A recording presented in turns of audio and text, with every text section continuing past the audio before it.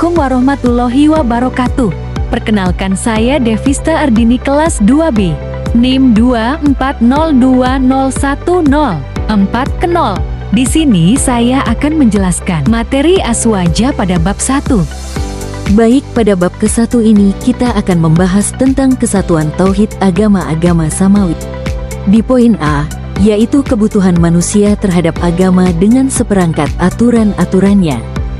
Sebelum itu teman-teman harus tahu, apa sih agama itu? Nah, di sini agama dalam bahasa Arab disebut dengan din, terambil dari dayana. Menurut Ibnu Faris, makna dasar lafal tersebut adalah al-inqiyat wa al-zul atau ketundukan dan kepatuhan.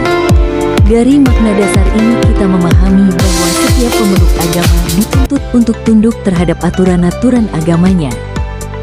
Adapun secara istilah, menurut Muhammad Al-Zuhaili dalam bukunya Wazifah Al-Din fi Al-Hayat, setidaknya ada 2 definisi yang dikemukakan oleh para ulama terkait agama. Berikut adalah 2 definisi tersebut. Yang artinya, aturan atau ketetapan ilahi yang membimbing manusia kepada akidah yang hak dan kepada perilaku dan muamalah yang baik. Definisi yang kedua yaitu, artinya, aturan atau ketetapan ilahi yang membimbing manusia kepada akidah yang hak dan kepada perilaku dan muamalah yang baik. Dari definisi tersebut, setidaknya ada 3 syarat sesuatu ikatan sebagai agama, yaitu: pertama, buatan Allah, artinya, bukan semata-mata hasil dari pemikiran manusia dan imajinasi akalnya. Kedua, mempunyai aspek akidah atau keyakinan dan syariat atau aturan. Yang ketiga, keselarasan dengan akal sehat. Artinya, akidah dalam agama senantiasa selaras dengan akal sehat. Pada hakikat kita diciptakan Allah di dunia ini bukan untuk main-main. Allah Ta'ala berfirman, yang artinya, apakah kalian menyangka bahwa kami menciptakan kalian untuk main-main? Sesungguhnya hanya kepada kami kalian dikembalikan. Quran Surat Al-Mu'minun ayat 115. Selanjutnya, manusia diciptakan di dunia ini untuk menjadi khalifah Allah. Selain bertugas untuk menyembah Allah, manusia juga diberi tugas mengelola bumi ini. Allah memasrahkan pengelolaan bumi ini kepadanya. Allah Ta'ala berfirman, "Wa ma khalaqtul jinna wal insa illa liya'budun." Artinya, dan aku tidak menjadikan jin dan manusia kecuali agar mereka beribadah. Quran Surat Al-Zariyat ayat 56. Allah Ta'ala juga berfirman dalam Quran Surat Al-Baqarah yang berbunyi, "Wa is qala rabbuka lil malaikati inni ya'ilum fil ardi khalifah." Yang artinya, dan ketika Tuhanmu berkata kepada para malaikat, sesungguhnya aku akan menjadikan khalifah di bumi. Quran Surat Al-Baqarah ayat 30.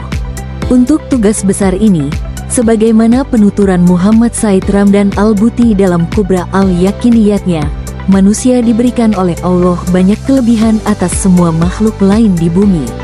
Allah memberinya akal dan segala yang tercabangkan darinya, seperti ilmu, kemampuan mengetahui dan menguraikan masalah. Meskipun manusia lebih kecil bentuknya dan fisiknya lebih lemah daripada hewan, gunung, pepohonan dan lainnya, akan tetapi dengan hal-hal di atas yang Allah amanatkan dan karuniakan kepadanya, ia dapat melaksanakan tugasnya sebagai khalifah di muka bumi ini. Meskipun akal dan semua yang kami sebutkan di atas sangat berguna bagi manusia, namun ia bagaikan pisau bermata 2. Apabila hal tersebut digunakan dengan baik, maka akan membawa kepada kebaikan. Namun, apabila tidak digunakan dengan baik, maka ia bisa jadi mesin penghancur bagi dunia ini. Terkait amanah ini, Allah Ta'ala berfirman dalam Quran Surat Al-Ahzab ayat 73. Yang artinya, sesungguhnya kami telah menawarkan amanat kepada langit, bumi, dan gunung-gunung, tetapi semuanya enggan untuk memikul amanat itu dan mereka khawatir tidak dapat melaksanakannya. Lalu dipikullah amanat itu oleh manusia. Maka, untuk menjaga agar sifat-sifat tersebut berada pada jalurnya, dan agar manusia melaksanakan amanah tersebut dengan baik, manusia membutuhkan agama dan seperangkat aturannya untuk mengaturnya agar ia tidak bertindak melampaui batas. Adapun alasan lain mengapa manusia butuh agama dan seperangkat aturannya adalah karena akal murni tidak mampu mengetahui kehendak Allah di dunia ini secara pasti.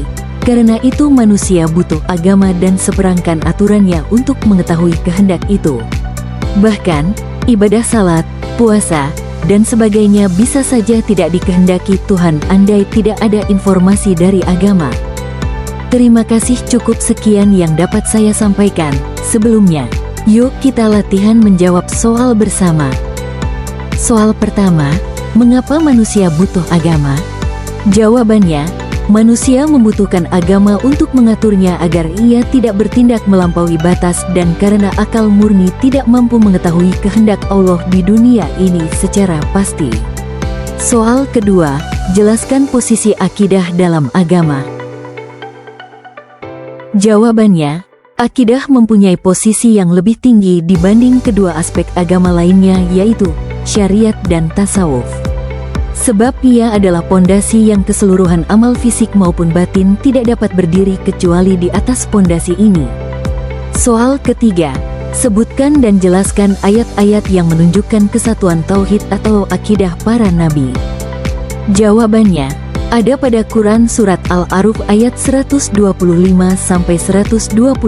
yang artinya, mereka, para penyihir, itu menjawab, sesungguhnya kami akan kembali kepada Tuhan kami, ayat 125, dan kau tidak melakukan balas dendam kepada kami melainkan karena kami beriman kepada ayat-ayat Tuhan kami ketika ayat-ayat itu datang kepada kami.